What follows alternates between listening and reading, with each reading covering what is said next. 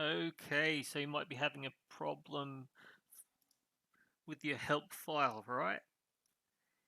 In your AutoIt editor here, you go to help and it doesn't work. Oh no, but there is a solution to this problem. So if you want to navigate through your Windows Explorer and find the AutoIt directory, you will see here there is a help file. So all you need to do is double click on that and there you go. There it is. Now you can find all your information and then write your little scripts, you know.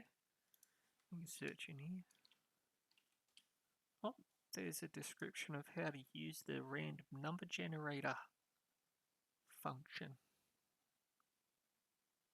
Some little examples there too.